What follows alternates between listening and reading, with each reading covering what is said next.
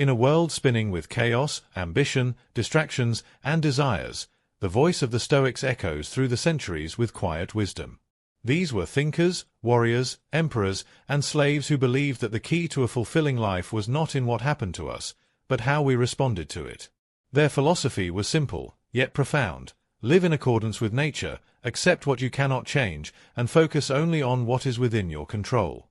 In the noise of modern life, the clarity of ancient Stoicism is more vital than ever. In this video, we journey through 12 powerful Stoic lessons, each one a torch to light your way through anxiety, ambition, heartbreak, and uncertainty. No fluff.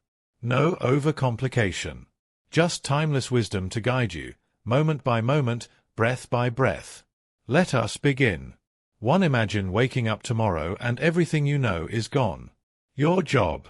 Your relationships. Your possessions. Your health.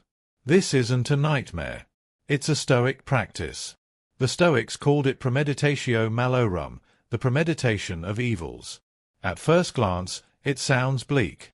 But in truth, it's liberating. By imagining loss, not to dwell on fear, but to prepare the soul, you begin to unhook your identity from things outside your control. You start to see clearly. The only real possession you have is your character, your reason, and your choices. Seneca said, "He robs present ills of their power who has perceived their coming beforehand." When you mentally prepare for misfortune, you do not become pessimistic, you become resilient. You no longer live in denial of life's fragility. You live with deeper gratitude and a readiness to adapt. Start your day by imagining the worst, not because it will happen, but because it reminds you that you can survive it. When life tests you, you'll already have rehearsed your calm. You'll already know, this, too, is within your power to endure. 2. Take a moment. Breathe. And ask yourself, what is truly in your control right now?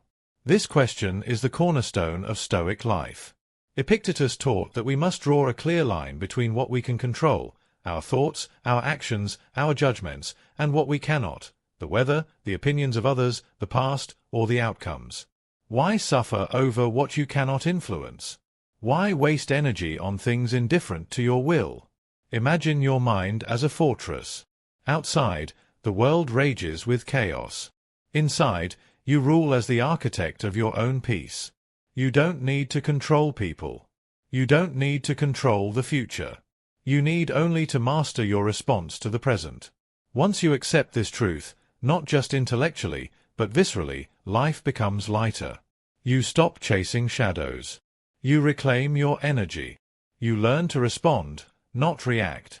And in that stillness, you find true freedom. 3. You re-angry. Someone insulted you. A delay ruined your plans. A friend let you down. The Stoics would ask, what exactly did you expect? This isn't to justify mistreatment, but to call you back to the truth. People act from ignorance, not malice. Life unfolds imperfectly, because it's life. Marcus Aurelius, Emperor of Rome, wrote in his private journal, "When you wake up in the morning, tell yourself, the people I deal with today will be meddling, ungrateful, arrogant, dishonest, not to resent them, but to prepare himself not to be like them."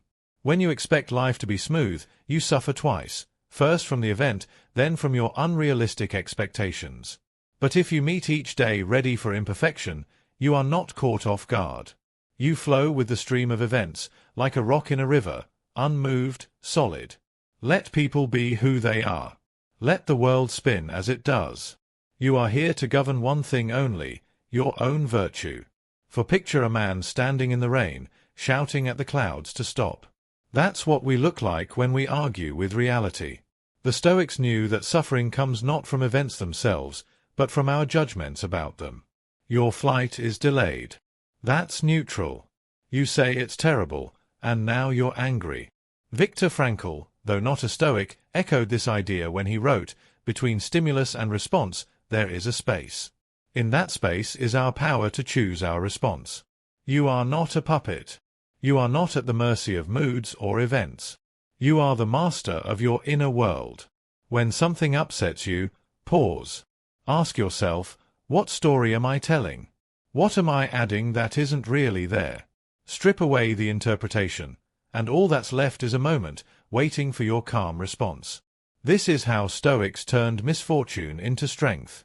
By refusing to surrender their judgment, they took ownership of their mind, and with it, their life. 5. There is a concept in Stoicism known as amor fati, the love of fate. It does not mean merely accepting what happens. It means embracing it. Not just enduring life's events, but loving them as essential to your growth. When something unwanted happens, a breakup, a lost job, an illness, the modern mind resists. It mourns how life should have been. The Stoic mind asks, how is this perfect for me? Not in a naive way, but in the sense that every moment offers an invitation to practice virtue. Marcus Aurelius reminded himself, the impediment to action advances action. What stands in the way becomes the way.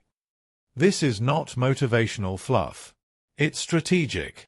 By seeing obstacles as opportunities, you remove their power to make you bitter. You turn pain into wisdom, hardship into training. You don't just survive, you transcend. The fire doesn't just burn the logs. It uses them to grow stronger. 6. Most of our anxiety stems from one habit, living in the future. You worry about what might happen. You dread what could go wrong. But the Stoics insisted, the only life you ever live is the present one. Seneca wrote, we suffer more often in imagination than in reality. How many hours have you wasted replaying conversations that haven't happened? How many plans paralyzed you before you even began? To the Stoic, the present moment is sacred. It is all that truly belongs to you. When you return to it, fully, you dissolve worry. You act with clarity. You breathe without resistance. Try it now. Let go of what might come. Be where your feet are. Look around. This is your life. Not tomorrow. Not yesterday. Right here. Everything else is an illusion. 7. The Stoics believe that your character is your destiny. Titles fade. Money vanishes. Youth decays. But character? That endures. That is your monument. Every decision you make either strengthens your integrity or weakens it. Every lie told, every promise broken, every value betrayed. These things chip away at the only thing you truly own, your inner worth. Epictetus said, know first who you are, and then adorn yourself accordingly. He meant, live in alignment. Speak only what you believe. Do only what is just. Refuse to compromise for applause or advantage. Character is built in the quiet hours. In what you do when no one's watching. In the small, hard choices. In your daily discipline. Live so that if all else were stripped away, what remains would still be honorable. 8. You've been wronged. Betrayed. Hurt. The instinct is revenge or resentment. The Stoic instinct is deeper. Forgiveness, to the Stoic, isn't weakness, it's wisdom. Why carry poison in your heart while the world moves on? Marcus Aurelius wrote, the best revenge is to be unlike him who performed the injury. You don't lower yourself to the level of the offender. You rise above it.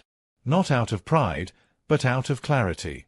Every second you spend stewing in hatred is a second you surrender your freedom. You tie yourself to the past. You give power to someone who may not even remember what they did. Forgiveness doesn't excuse. It liberates. Not them, you. Drop the burden. Let go. Walk free. 9. We live in an age obsessed with speed. Faster results. More productivity. Constant upgrades. But the Stoics moved with intention, not haste.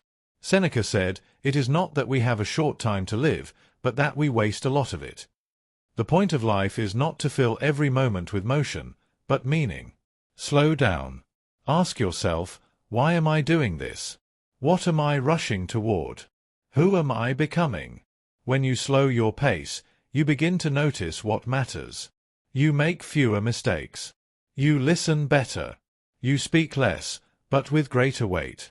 A hurried life is not a rich life. It's a scattered one. Walk, don't run. Think, don't scroll. Live, don't perform. 10. Every day, we look to others. Am I doing enough? Do they approve? Will they like this? The Stoics saw this as a path to slavery. Freedom, they said, lies in self-approval. In acting from your own principles, regardless of praise or blame. Marcus Aurelius reminded himself often, "It never ceases to amaze me. We all love ourselves more than other people, but care more about their opinions than our own." This doesn't mean arrogance. It means independence. You do your work, not for likes or validation, but because it aligns with your purpose. You cannot please everyone. Even if you could, you'd lose yourself in the process. Stand firm in what you know is right. Let others talk. The applause that matters is the one in your own soul. 11. Death was not taboo for the Stoics. It was a teacher. They meditated on it daily, not out of morbidity, but perspective. When you remember you are mortal, petty concerns fall away. Every moment becomes precious. Seneca wrote, "Let us prepare our minds as if we'd come to the very end of life. Postpone nothing. Balance the books each day." The point is not to fear death, but to sharpen your awareness of life. That text you never send. That gratitude you never express. That risk you're too afraid to take. What are you waiting for? You do not know how many pages remain in your story. But you can make this page meaningful. Live in such a way that if you were to die tonight, your soul would not protest. 12. What, then, is the Stoic life? It is not a denial of emotion. It is the mastery of it. It is not coldness, it is clarity. A Stoic does not retreat from the world. He steps into it, calm, prepared, unshaken. The Stoic learns to see pain as a teacher, fortune as a test, chaos as a canvas for virtue. You do not need to be perfect, but you must be intentional. Every day, return to your principles. Practice gratitude. Choose courage. Speak truth. Accept the world and improve your corner of it. This is how the ancient becomes modern. Not through imitation, but through embodiment. The Stoics lived in a world of emperors and wars. You live in a world of algorithms and distractions. The trials are different. The path is the same. Show up. Stay steady. Live with honor. The words of the Stoics were written in ink and stone. Yours are written in action. These lessons are not to be memorized. They are to be lived. Slowly. Imperfectly. But sincerely. No matter your past, no matter your circumstances, you can begin again. You can step forward into a life governed not by chaos, but by character. Not by impulse, but intention. The Stoics didn't promise a painless life. They promised a meaningful one. And that, in the end, is all we truly need. Thank you for watching. If this video resonated with you, consider subscribing. But more importantly, go out and live the philosophy.